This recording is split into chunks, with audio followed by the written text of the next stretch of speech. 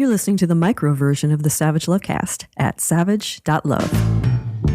If you're stuck in a relationship quandary, or if you're looking for sexual harmony, well, there's nothing you can't ask on the Savage Lovecast. I've been talking about the world I want to live in a lot at the top of the show lately. I want to live in a world full of ceasefires. That would be nice. And as I said last week, I want to live in a world where people can meet and flirt, swap pics and videos, and fuck online, and not pay a personal, professional, or political price for it, so long as they're posting their dirty stuff, their dirty pics and videos, where people who want to see the dirty stuff are looking for it. Some corners of the internet are basically strip clubs, and you don't get to walk into a strip club and then complain about all the titties you saw there. But we don't live in the world I want to live in, not yet, although we are a little closer to that world this week than we were last week. I'll get to that in a minute. But first, another world I want to live in, a world where teachers, particularly teachers with relevant advanced degrees, make better money than top earners on OnlyFans. Instead, we live in a world where teachers are paid so poorly and student loans are so crushing that almost all teachers need side hustles, bartending, waiting tables, working retail on the weekends. Good side hustles, but time-consuming ones, and not the only side hustles available to teachers anymore. Brianna Coppage was an English teacher at St. Clair High School in Missouri. She's got a master's degree in education. She wasn't able to make ends meet on her teacher's salary. She was drowning in student loan debt, so a couple of years ago, while still teaching, she created an OnlyFans account. And this fall, someone found her OnlyFans account and reported Coppage to school administrators at the school where she worked, St. Clair's. I'm guessing it was one of the dads of a St. Clair student who stumbled over Coppage's OnlyFans account. And by stumbled over, of course, I mean beat off furiously to, and then assuaged his guilt by ratting out Coppage to her boss. Now, what is OnlyFans? None of you are asking yourselves right now. I could explain that to you, even though you don't need me to explain it to you. But instead, I'm going to let Shoshana Stahl, reporter at KMOV4 News in St. Louis, Missouri, explain it to you for me. For the last 2 years and until resigning earlier this month, she was at St. Clair High School as an English teacher. And one reason for her departure, to make more money. She started an OnlyFans page, a site that's growing popular across many generations. On OnlyFans, some offer premium content to build connections with subscribers, such as inspirational speeches, photos, and even adult content. Coppage among those posting explicit content. Okay, gang, so now if your spouse ever catches you subscribing to OnlyFans accounts, just tell them you were there for the inspirational speeches. After Coppage got ratted out, the school put her on leave, and eventually she had to resign. Lost her job, her $42,000 a year job, teaching English at St. Clair's. St. Clair sounds like a Catholic school. Teachers at public schools who make porn get fired all the time, but teachers at Catholic schools get fired for a lot less. They get fired for getting gay married, for volunteering at Planned Parenthood, for getting pregnant out of wedlock and deciding to have the baby instead of sneaking off to Planned Parenthood, which actually just happened in New Jersey earlier this year. But when a teacher gets fired from a Catholic school for doing porn or getting gay married or having premarital sex, people aren't very sympathetic. People are like, it was a Catholic school. What did you expect? But as it turns out, St. Clair is not a Catholic high school. It's a public high school in the town of St. Clair, Missouri, which was named after some random railway worker, I learned after falling down a rabbit hole on the internet, and not, as I assumed, after St. Clare of Assisi, an Italian noblewoman who lived in the 12th century and famously said, "Love that does not know of suffering is not worthy of the name." My goodness, how do so many Catholic school kids grow up to be kinky adults? How does that happen? It is a mystery we may never solve. Anyway, after losing her job at St. Clair's, where she was, again, making $42,000 a year, Coppage kept her OnlyFans account up. And thanks to the publicity from the scandal, she has now made $1,000K and counting in 6 months. $1 million. She's paid off her student loans and her car loan, And while she can never go back to teaching, at least in Missouri, she told Fox News, yes, Fox News, she's not sad about it. I don't regret it, Coppage said. And then she added something that really resonated with me. I strongly feel that people are allowed to have personal lives outside their career. Brianna Coppage, I agree with you. That is the point I have been hammering away at now for weeks. People are allowed, or should be allowed, to have personal lives outside their careers, and we live now huge chunks of our personal lives online. Pics and videos, swapping them, PG-13, G-rated, and X-rated ones. It's kind of part of all of our personal lives now. And when we get caught, when the average person gets caught, well, we can't all be OnlyFans stars, OnlyFans top earners, if we get fired because some asshole narked us out to our boss. The average OnlyFans account brings in $153 a month, according to some estimates. Since that's the average, it means a lot of people, half the people on OnlyFans, make less than that, sometimes a lot less than $153 a month. Again, I fell down a bit of a rabbit hole reading about St. Clair, Missouri. Did you know the most famous person from St. Clair, Missouri was Phoebe Hearst, mother of William Randolph Hearst, great-grandmother of Patty Hearst? Most of you probably have no idea who William Randolph Hearst was or who Patty Hearst is, and yet Phoebe Hearst is the most famous person from St. Clair. The most interesting thing I learned, though, falling down this rabbit hole, and this really should be St. Clair's claim to fame, is that Coppage wasn't the only teacher at St. Clair High School who lost her job for having an OnlyFans account this year. Another teacher, another English teacher at St. Clair was fired after her OnlyFans account was discovered a month after Coppage's was. Turns out Megan Gaither and Brianna Coppage were friends. They were best friends, but they had a secret they were keeping from each other. They were both, unbeknownst to each other, OnlyFans stars. Then Gaither made an offhand comment at a teacher's night at Busch Stadium to Coppage about making shit money as a teacher, which led to an honest, soul-bearing conversation about how they were each making ends meet on OnlyFans, which led to a collab, which is how Gaither got busted. She didn't show her face on OnlyFans, but she wore a costume in the video she made with Coppage that she'd also worn in a photo she posted on her Safe for Work and School Instagram account. And one of those tireless and tiresome porn sleuths who seemed to make up a huge percentage of the population in St. Clair, Missouri, figured it out and reported Gaither, who got fired too.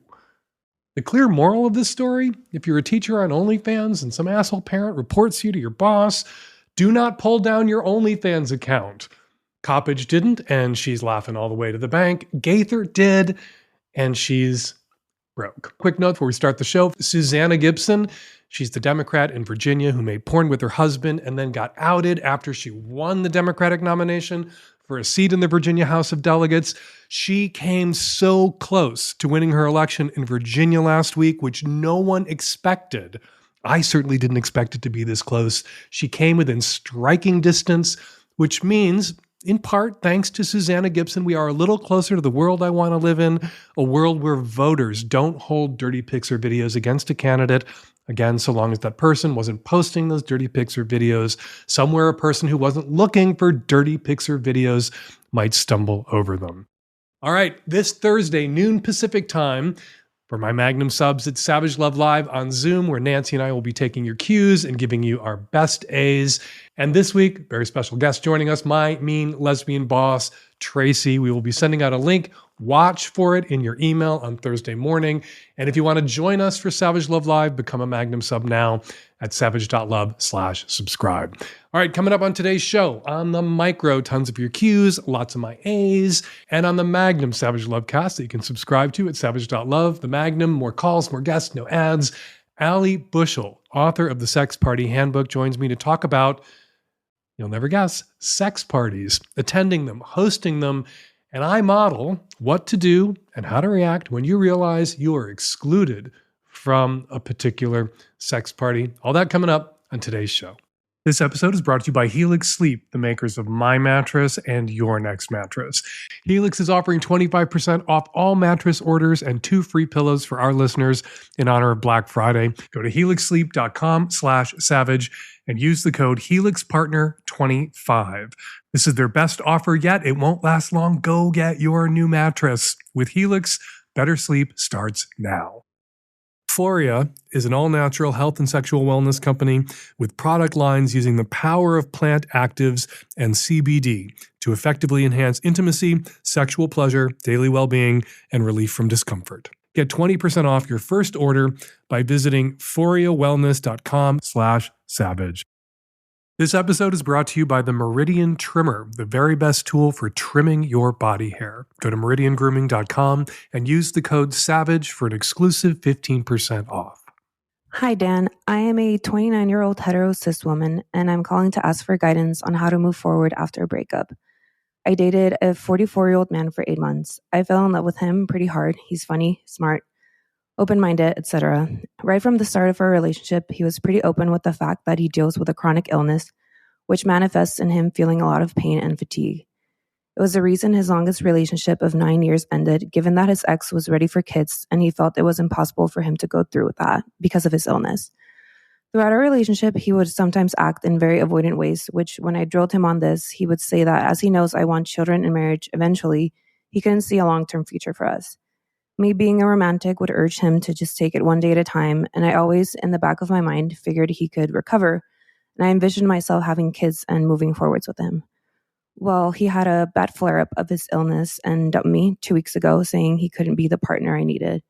I was devastated and brokenhearted. When I went over to see him a few days ago for closure, we slept together. I cried during and after sex, but he nevertheless basically asked if we could hang out more casually, meaning I could sleep with other people and I could see him when he was feeling up for it, but without the responsibilities and expectations of a full relationship. I'm so confused on what to do. I love him and I don't want to not see him ever again, but seeing him casually and in a more detached way feels impossible, given how strongly I feel about him and that I have always struggled with anxious attachment styles and feelings of abandonment that situationships usually trigger. What should I do? You should take go for an answer. It's not quite no, but he's telling you to go, not quite away. He's telling you to go find someone who can give you the marriage and the family that you would ultimately like to have, that he doesn't feel capable of giving to you. And he ended a 9-year relationship with someone who wanted marriage and kids because he didn't feel physically well enough to marry that woman and have kids with that woman.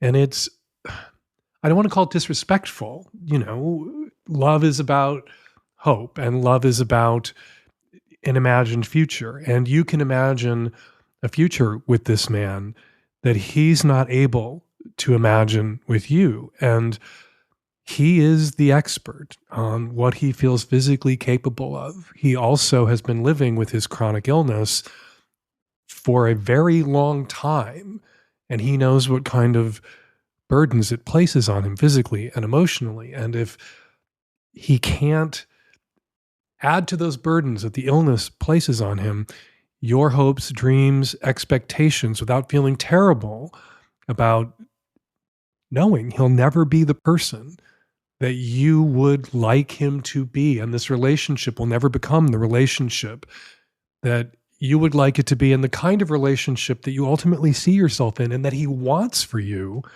Yeah, he's doing you a favor here. This is sad. It is tragic that, you know, obviously you guys have feelings for each other. If things were different, if he didn't have a chronic illness that placed a lot of limitations on him, including emotional limitations on him, yeah, you two might be able to be together. What he's telling you is that you can't be together. He's offered to see you casually. All right, well, just as he knows what he's capable of physically and how his disease is likely to progress over time and what that makes impossible for him, you know what is impossible for you emotionally. You have an anxious attachment style, situationships in the past, friends with benefits relationships, casual relationships, left you feeling not so great emotionally, they weren't good for you. All right, well then obviously you shouldn't get together with him anymore. If when you do get together, you wind up having sex that makes you feel connected in a way that revives all of your hopes and dreams for this relationship, impossible hopes, impossible dreams for this relationship, and sex that sets you up or keeps you living in false hope for what he's telling you can't be. So that is both a no and a go that you need to take for an answer here. No, he's not the person that you're going to be with. He's a wonderful person for you to have been with. You learned, you grew, you connected in this relationship. That's good. But if what you want is marriage and family, kids, you got to listen to him. He's telling you that he can't give that to you. And the guilt that he would feel if you were with him in the hopes that he might be able to give that to you at some point when he knows that he can't is too much for him to bear. The emotional weight of that on top of the weight of his illness. It's too much. And it's too much for you to ask. And so I think you're going to have to let him go. And if you can't keep your hands off him when you see him, and you can't help but falling in love with him all over again when you see him, don't see him. As alert listeners know by now, lucky me, I have a husband and a boyfriend. Men collect them all. But what do my husband and boyfriend have? What makes them lucky besides having me? We have Helix Sleep mattresses. The Helix lineup offers 20 unique mattresses, including a mattress designed for big and tall sleepers, and even a mattress made just for kids. Take the Helix Sleep Quiz to find your ideal mattress in under 2 minutes. There's a huge variety of options for everyone in your polycule. Models with memory foam layers to provide optimal pressure relief if you sleep on your side. Models with more responsive foam to cradle your body for essential support in stomach and back sleeping positions. Plus enhanced cooling features to keep you from overheating at night. Unlike other brands, Helix mattresses do not contain fiberglass, which can be harmful to your health. Your personalized mattress is shipped straight to your door, free of charge. They offer a 100-night trial to try out your new Helix mattress and a 10 to 15-year warranty. When I took the Helix quiz, I was matched with a Midnight Luxe model, and both my fellows love it and everything we do on it, which includes occasionally overheating. Helix is offering 25% off all mattress orders and 2 free pillows for our listeners in honor of Black Friday. Go to helixsleep.com/savage and use code HelixPartner25. This is their best offer yet. It won't last long. Go get your new mattress. Everyone under your roof and in your bed, including your very special guest stars, will thank you. That's helixsleep.com/savage and use code HelixPartner25. With Helix, better sleep starts now. Hey Dan, late 30s, New York. So I'm trying to explore anal, and one of my friends told me that the prep is exhausting. It requires several days, a specific diet to avoid accidents. What's your take? What is the prep time? What do you recommend to avoid any accident so that I can explore that? It's going to be my first time. It's not the first time for the other person, but I would like to be able to explore that without any major issues, like is there any truth to the dieting or like the cleaning and etc. I really appreciate your input. Anal douching is nothing new, but in the last 10, 20 years, there's this absolute mania that's taken root for this kind of elaborate pre-anal intercourse preparation that you've heard about, where people go on special bottom diets, or they skip meals, or they eat ice chips for dinner because they might be getting fucked tomorrow, and they douche for hours. They put so much water up their asses, it's coming out of their noses. Also, what? So that they don't accidentally poop on someone's dick. Now, poop on a dick is not ideal, and it does ruin the moment. Shit has always been anal sex's PR disaster. It used to be, though, and for many people it still is, that you kind of get to know your body and you have a good hunch, and you can make an educated guess about when you're good to go if you want to get fucked. If you have a decent diet, if you get a lot of fiber in your diet, or you take fiber supplements, as some people do, and you drink water and eat fresh vegetables and fruits, and you don't subsist on Big Macs and Diet Cokes and coffee, yeah, when you've had a good bowel movement, you're generally, usually, almost invariably good to go. But if you don't want to have to think about it, you don't want to have to worry about it, and it seems these days that most people don't want to have to think about it or worry about it in the moment, you can prep, you can douche. Read Jack Morin's book, Anal Pleasure and Health.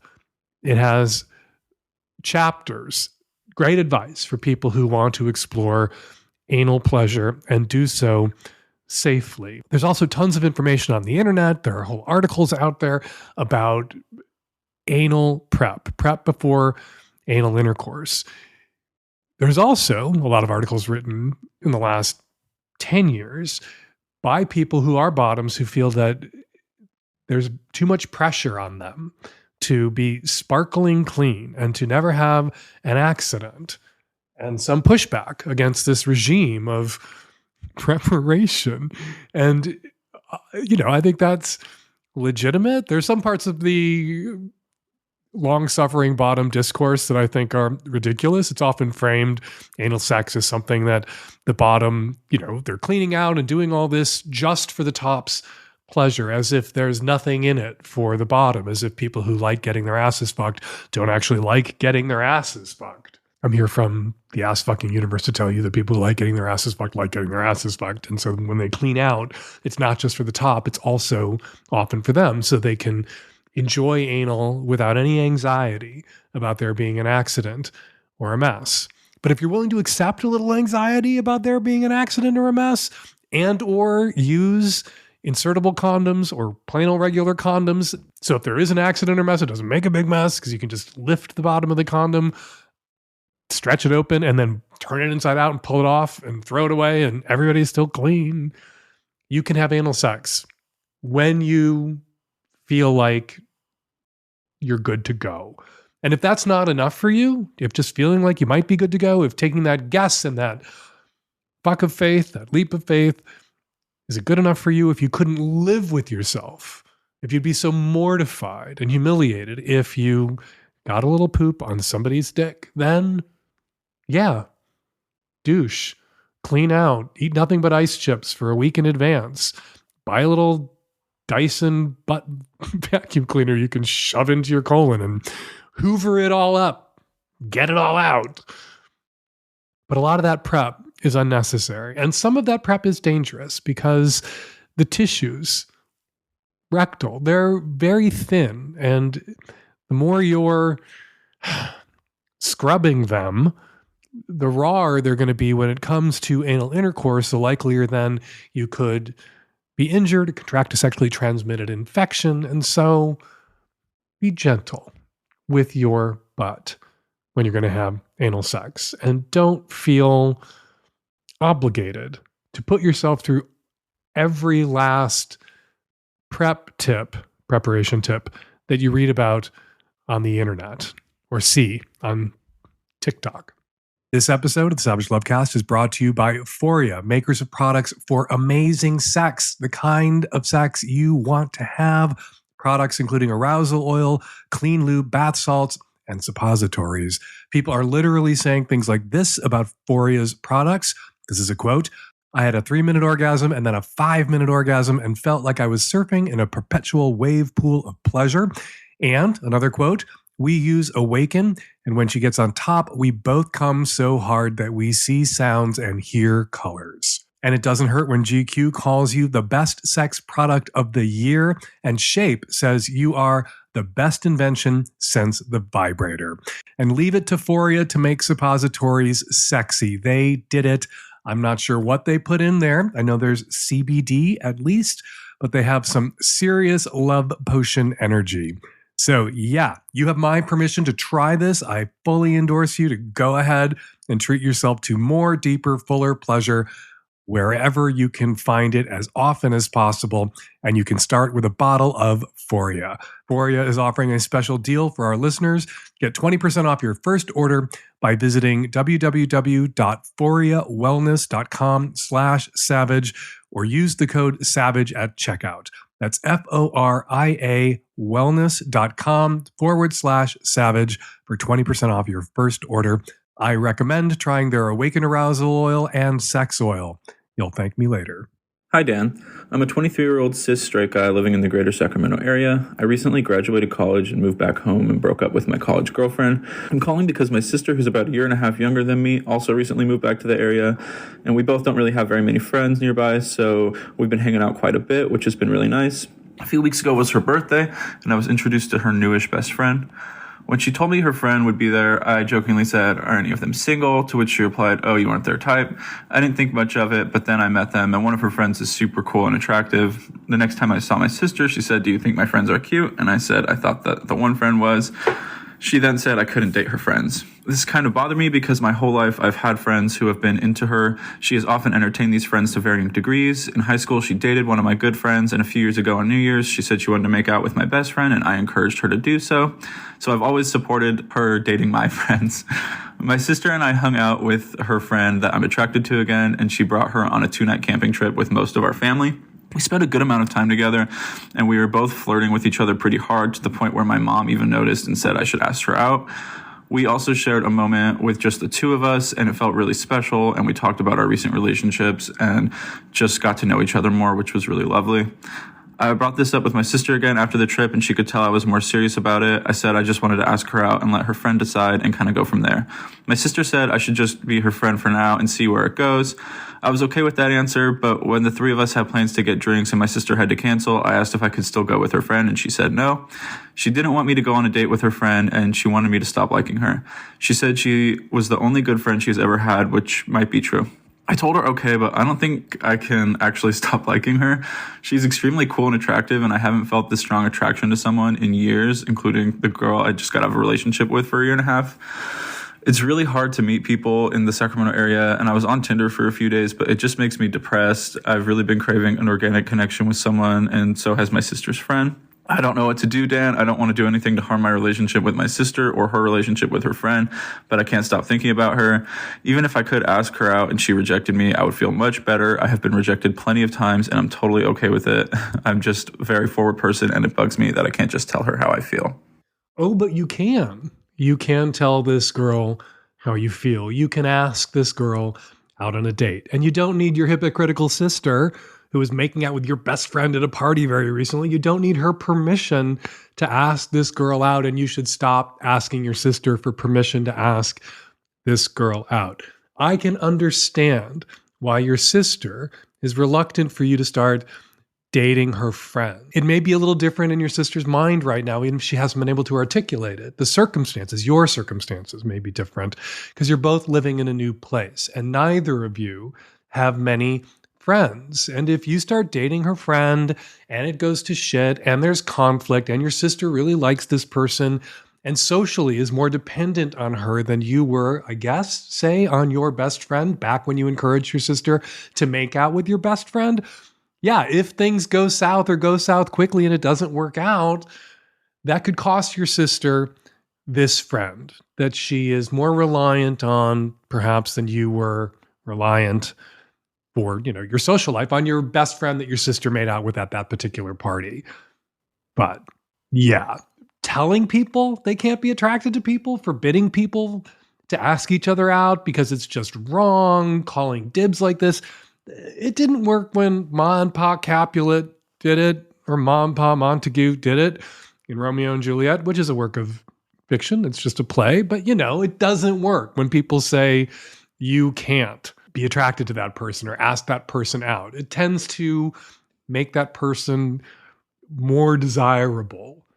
So go to your sister, give her a heads up, but you're not asking her for permission. You're going to her and saying, look, I'm into your friend. She's clearly into me, or I'm getting these signals. Maybe I'm wrong. I'll find out because I'm going to ask her out on a date and address what may be your sister's unarticulated concerns. If we go out, we will have a conversation about, if it doesn't work out between us, we're going to be mature and we're not going to play those bullshit straight games about you can't be friends with any of my friends if we break up, because one of those people that you couldn't be friends with if we broke up would be my sister. Or I couldn't be friends with my sister anymore. You can't stop being siblings, I guess, but you can stop being friends.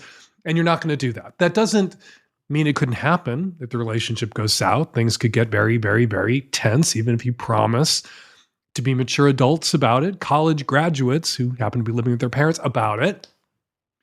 But you're likelier to behave in a mature fashion and err on the side of trying to de-escalate conflict if you've promised in advance when you first began dating that that's how you would behave if you stopped dating or stopped going out or broke the fuck up. But dude, you like this girl. She seems to like you. You don't need your sister's permission to ask her out. You owe your sister the courtesy of a heads up, which you've already kind of sort of given to your sister. So you know what I would do if I were in your shoes? I would go ask this girl out and then tell my sister that I asked this girl out. And hey, if you ask this girl out and she's not interested in going out with you, then problem solved. And if she is interested in going out with you, well, then your sister will just have to get the fuck over it. This episode is brought to you by the Meridian Trimmer, my new favorite tool for shaving down there.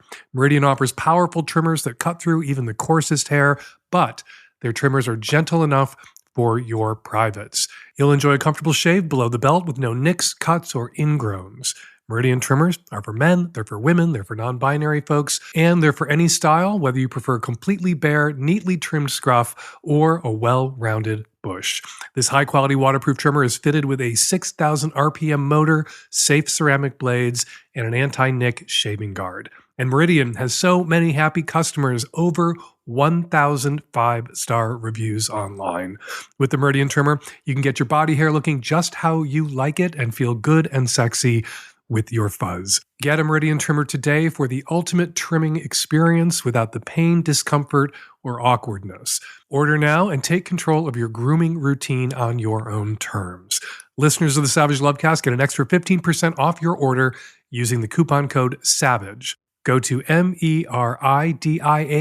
grooming.com and use the code SAVAGE for an exclusive 15% off. You deserve a better and safer below-the-belt trimming experience, and with Meridian Trimmer, you can get one today. Hi, Dan. This is a 32-year-old lesbian woman on the East Coast. I'm just calling because I work in a daycare, and I really love my job. I like the staff enough. We get along fine. We work together really well. My head teacher is very experienced. She's the same age as me. I really enjoy watching her and learning from her. We actually get along quite well, considering she is a Baptist Christian and I not so much.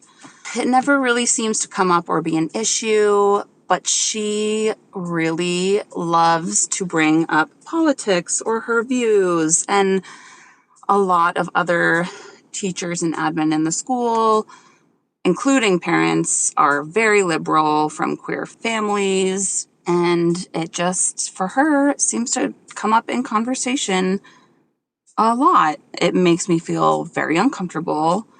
She knows that I'm a two-mommy family. My son will eventually go to this school, and she and I and our other assistant teacher will be his teachers. So basically, I never know what to say when she makes transphobic comments or judgmental points about her as a Christian woman in a very liberal area. And I don't want to talk about politics at work. I don't want to talk about politics in front of kids. I don't want to talk about politics with someone who I know thinks I'm going to hell. it is very unfortunate that this person, who I otherwise actually like a lot and get along with quite well, just is someone who I deep down really have no respect for. I don't tend to speak up or disagree with her or have discourse with her because it's not the place or time. And she's going to be watching my child for a couple hours while I am home because I only work half days. And I just selfishly want to maintain peace there so that my child is not looked down on. So I don't tend to speak up or disagree or defend people within my own community because for me, it just doesn't seem appropriate or worth it. But then I feel guilty, and I oftentimes feel like if I do say something, I feel bad or as if she's judging me, and I'm confident in who I am. But I can't shake the feeling of judgment. Or maybe she's being actually nice to you because she likes you. I'm going to give this a charitable read and game this out as a little bit of a thought experiment. Most people I know who once were homophobic and are not homophobic or transphobic or biphobic anymore got over it because they got to know someone, usually at work, sometimes in their own family, who was queer, who was a lesbian, who was a gay man, who was trans, or had trans friends, a gay or lesbian or bi person or a straight person, a cis ally, who spoke up for their trans family members or friends. And the relationship that they had brought them into conflict with what they had been raised to believe about queer people. And it was the creation of this tension, this cognitive dissonance between what I believe, what I've been raised to believe, what I profess to believe, and what I've come to know about the person that I love, a family member, a coworker, a neighbor. And eventually, the person who's no longer homophobic or transphobic let go of their transphobia or their homophobia and chose the people, the coworkers, the neighbors, the family members in their lives over what they had been taught to believe about these people. Maybe your coworker is clumsily working her way toward that epiphany. Maybe not. Maybe your coworker is just one of those conservative assholes who think it's free speech when they run their mouths about politics at work or at Thanksgiving dinner table, or say homophobic or transphobic things to people that they know to be queer, and it's just they're telling it like it is, and they have a right to their beliefs and free speech, free speech. And when you push back against somebody like that, they tend to freak out because they think having political opinions or making insulting judgments about people is their right as a conservative, and no one's allowed to dislike them for it or judge them for judging other people. Everyone has to tolerate their intolerance. That's the less charitable read. So what do? Well, somebody runs this daycare center, right? Can't you go to this person and say, you've got to get this person to stop talking about politics at work and to stop saying hateful things at work? Surely there's some sort of, if you live in a liberal area, anti-discrimination statute that covers the creation of a hostile work environment and allowing this woman to continue to work there while she says homophobic things to you, her lesbian coworker, and says homophobic things, I guess, in front of the kids at the daycare center, some of whom have same-sex parents. It's got to be against the law. There's got to be some risk there, some potential liability that the daycare center as a business is incurring. And maybe if you went and complained to the person who is asleep at the switch, who could discipline or fire this woman, you wouldn't have to put up with her bullshit anymore. But what do you do if you don't want to do anything? Well, if somebody in your place of employment is an asshole, sometimes, not all the time, but an asshole some of the times, and you don't want to push back aggressively or confront them, one option is to stare at them blankly, is to just not respond. If this woman is playing the persecuted conservative in the liberal environment card, she's saying these things probably to confirm her priors. She wants you to persecute her somehow. She wants you to go and complain to HR. She wants you to argue with her, tell her that she's an asshole. And you can deny her the satisfaction of disagreeing with her, of arguing with her, of complaining to your boss about her by just giving her the 1,000-yard stare, just looking right through her whenever she goes off on one of her transphobic or homophobic rants or climbs up on the cross and complains that she is the persecuted minority in this liberal area because she is a hateful bigot, and hateful bigots are subjected to hateful bigotry at the hands of the liberal people who are always saying we should tolerate. Yeah, don't give her the satisfaction. Look right through her. And once she's no longer getting negative attention from you in the form of sighs or glares or any attention from you at all when she pulls this shit, maybe she'll stop. Probably not. Not until she has that epiphany, or not until she gets her fucking ass fired. Probably won't stop, but you don't have to play along. Before we get to this week's listener response calls, I want to share a couple of comments about last week's show that were posted at savage.love. Says Andy, to the midwife who called about tongue ties, I am a pediatrician, so I get to see kids a lot longer, and unless they're having problems with nursing, the tongue tie almost never causes problems with speech or other functions during childhood. Teens don't talk to me about cunnilingus, of course, Andy goes on, but I think it would be best to let them get to be adults and decide for themselves whether to have their tongues clipped rather than encourage parents to do what is probably an unnecessary procedure on their infants. Says Danielle, I loved your answer to the woman wondering if she should stay in Spain and have kids with her boyfriend or come back to America. You forgot one thing, Dan, though. Europe is far friendlier to families than the US. Paid parental leave, free preschool, free college, walkable cities. Call her. Stay in Spain. Get off US dating TikTok and get on EU parenting TikTok. And finally, sex coach Shannon posted about the caller who was suddenly, and for reasons she couldn't understand, bursting into tears after sex. When we're dealing with change or stress and not expressing it, the intensity of sex can become the place where our mind, body says, yo, life is fucking stressy as fuck right now. In my experience, this is a really common reason behind crying during or after sex. Even I've done it. And if that causes more stress, it'll keep happening.